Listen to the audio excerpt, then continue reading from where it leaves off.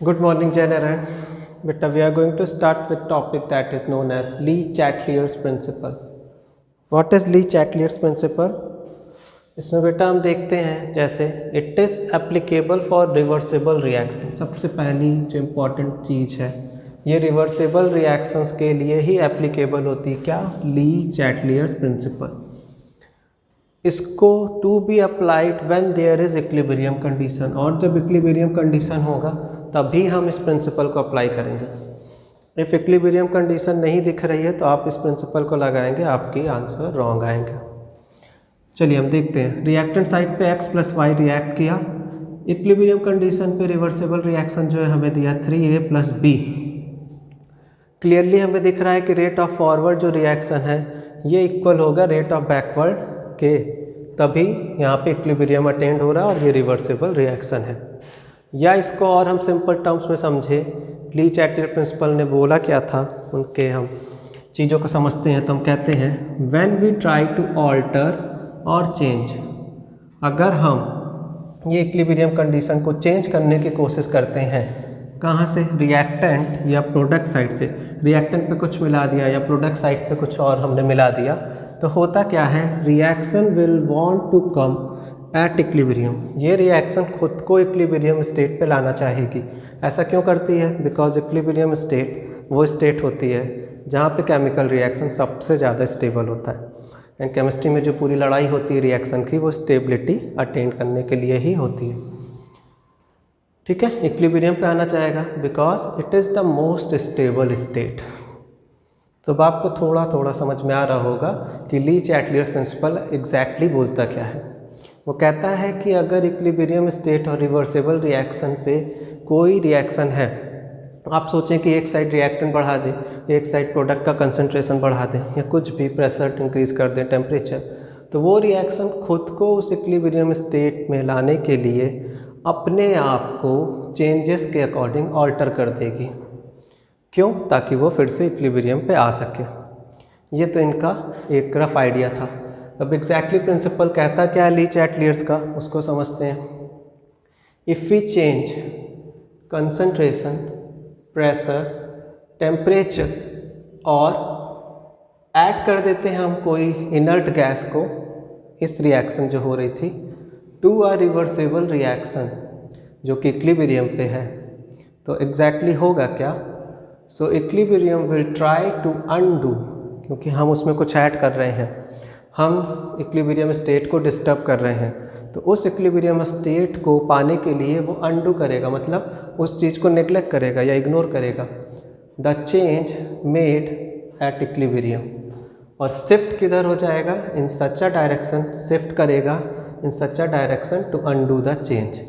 अगर आप इधर इंक्रीज़ कर रहे हो तो इधर से शिफ्ट करके उन दोनों को बैलेंस करने की कोशिश करेगा। तो ली-चैटलियर प्रिंसिपल आपको समझ में आ रहा होगा एग्जैक्टली करता क्या है। आप इक्विलिब्रियम डिस्टर्ब करोगे तो सिस्टम खुद से इक्विलिब्रियम अटेन करने के लिए अनडू करेगा चेंज को, और अनडू करने के बाद हो सकता है वो फॉरवर्ड अगर रिएक्शन चल रही थी, आपने फॉरवर्ड रिएक्शन बढ़ाया तो बैकवर्ड की तरफ वो शिफ्ट करने की कोशिश करेगा, या बैकवर्ड रिएक्शन आप इंक्रीज़ करो तो फॉरवर्ड रिएक्शन को शिफ्ट करने के। फर्स्ट पॉइंट बेटा हम देखते हैं, चेंज इन कंसंट्रेशन या नंबर ऑफ मोल्स पे जब चेंजेस होते हैं तो क्या होता है? N2 + 3H2 इक्विलिब्रियम स्टेट पे है, रिवर्सिबल रिएक्शन गिव्स 2NH3। हमने जो ली-चैटलियर्स प्रिंसिपल पढ़ा था उसके अकॉर्डिंग हम चेंजेस करते हैं। N2 का कंसंट्रेशन हमने इंक्रीज़ किया तो अनडू करना चाहेगा, देखिए चेंज हुआ, चेंज को अनडू करना चाहता तो मतलब N2 का कंसंट्रेशन अब डिक्रीज़ होना चाहेगा।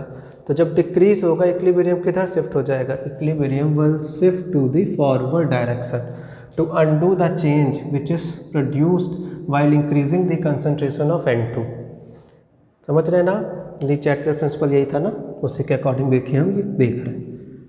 दूसरा लेते हैं, N2 बढ़ा था, अब H2 का कंसंट्रेशन हम डिक्रीज़ कर रहे हैं, H2 का कंसंट्रेशन डिक्रीज़ किया, this is the change in the H2 concentration. H2 क्या करना चाहेगा? खुद को मेंटेन करने के लिए, इक्विलिब्रियम पे आने के लिए इंक्रीज़ करना चाहेगा, एंड दिस इज़ अनडू कर रहा है। देखिए यहाँ डिक्रीज़ था तो इंक्रीज़ करके इसने अनडू किया, जब अनडू किया तो डिक्रीज़ था, equilibrium shift to backward direction. ये ली-चैटलियर्स प्रिंसिपल के अकॉर्डिंग देखिए हमने forward shift and backward shift देखा। दूसरा एग्जांपल देखते हैं, 2SO2 + O2 gives 2SO3। हमें SO3 का प्रोडक्शन इंक्रीज़ करना है, SO3 का प्रोडक्शन इंक्रीज़ करना है। हम क्या कर सकते हैं? सबसे पहले SO3 को रिमूव करें, SO3 को हटाएं। जब SO3 कम होगा तो ये रिएक्शन और तेज़ होगी, तो SO3 का कंसंट्रेशन इंक्रीज़ होगा। समझ रहे हैं? क्योंकि यही दोनों से तो बन रहा है। इक्विलिब्रियम अटेन कर लेगा तो कोई रिएक्शन नहीं, हम इसको रिमूव कर रहे हैं। जब रिमूव करेंगे तो ये रिएक्शन और तेज़ होगी, SO3 का प्रोडक्शन इंक्रीज़ होगा।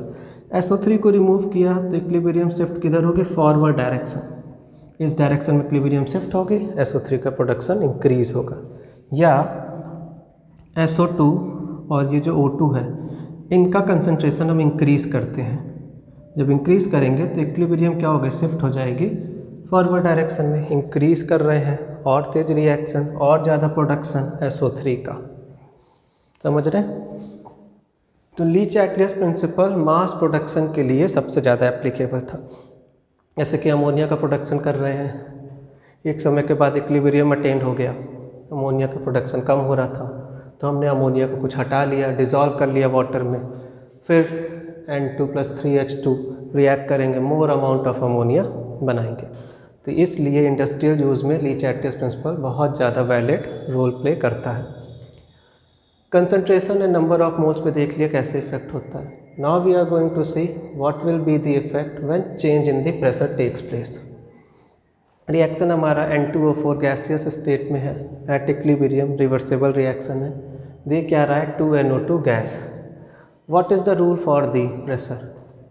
व्हेन प्रेशर इंक्रीजेज, जब प्रेशर बढ़ता है तो इक्विलिब्रियम जो होता है वो शिफ्ट करता है उस डायरेक्शन पे विच has lesser number of moles. Pressure हम इंक्रीज़ कर रहे हैं, प्रेशर इंक्रीज़ करेंगे तो छोटे से कंटेनर में क्या होगा? नंबर ऑफ मोल्स भी पास आएंगे। इंक्रीज़ नहीं करेगा बट वो मोल्स जो होंगे या मॉलिक्यूल्स होंगे वो क्लोज आएंगे। इसलिए ये रूल यहाँ पे बना, when pressure increases equilibrium shifts to that direction which has lesser number of moles. देखिए प्रेशर हमने इंक्रीज़ करा इस रिएक्शन में, इक्विलिब्रियम क्या करेगा? इसको अंडू करने के लिए शिफ्ट हो जाएगा बैकवर्ड डायरेक्शन पे। इसको समझिए। देखिए N2 + 3H2 इक्विलिब्रियम पे रिवर्सिबल रिएक्शन दे रहा हमें 2NH3। प्रेशर फिर मैंने इंक्रीज़ किया, इक्विलिब्रियम शिफ्ट हुआ, अंडू करना चाहा जो इंक्रीज इन प्रेशर था, तो फॉरवर्ड डायरेक्शन को उसने मेंटेन करा, फॉरवर्ड डायरेक्शन। या प्रेशर जब इंक्रीज़ करा तो वॉल्यूम डिक्रीज़ होगा इसके अकॉर्डिंग रूल के।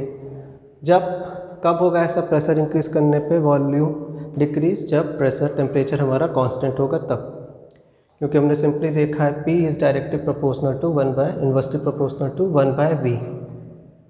नंबर ऑफ मोल्स को वॉल्यूम से डिवाइड कर रहे हैं हम। यहाँ पे हो क्या रहा है?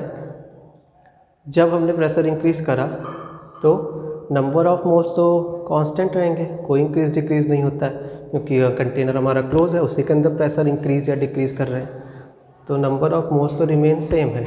लेकिन कंसंट्रेशन जो है, क्योंकि वॉल्यूम आ रहा है, वो क्या कर रहा है? इंक्रीज़ कर रहा है। या हम कह सकते हैं वॉल्यूम जो है वो डिक्रीज़ हो रहा है प्रेशर के साथ, क्योंकि डिवाइड कर रहे हैं हम। समझ रहे हैं?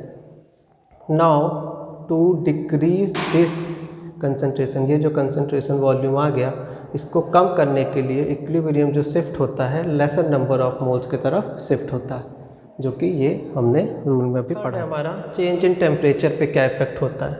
टेम्परेचर अगर इंक्रीज़ कर रहा है तो equilibrium shift to that direction which proceed with absorption of heat. Absorption of heat मतलब क्या है? एंडोथर्मिक टाइप का रिएक्शन जो होगा उस तरफ हमारा क्या करेगा? इक्विलिब्रियम शिफ्ट कर जाएगा।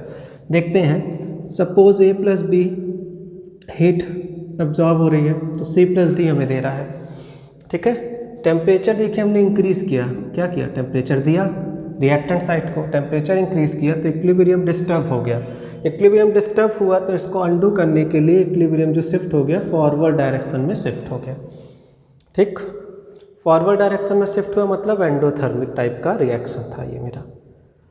और एक एग्जांपल से हम समझते हैं, सपोज H2 + I2 2HI बना रहा है और 2000 कैलोरी एनर्जी ये ले रहा है, प्लस है ना, +2000 मतलब एंडोथर्मिक रिएक्शन होगी।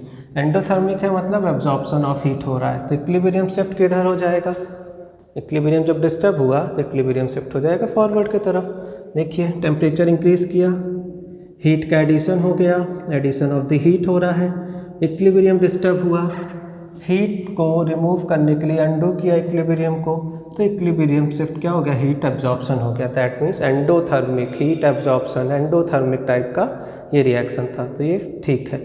चेंज इन टेम्परेचर पे क्या होगा, एब्जॉर्प्शन ऑफ हीट होगा, एंडोथर्मिक टाइप का रिएक्शन हमारा होगा। इनर्ट गैस पे क्या इफेक्ट पड़ेगा, अगर हम इनर्ट गैस ऐड करते हैं तो क्या इफेक्ट पड़ेगा इक्विलिब्रियम पे, रिवर्सेबल जो रिएक्शन होती हैं। इसका सबसे पहला मतलब है इनर्ट गैस का, which do not react with reactant और प्रोडक्ट। इनर्ट गैस वो गैसेस होती हैं जो रिएक्ट नहीं करती हैं, ठीक है।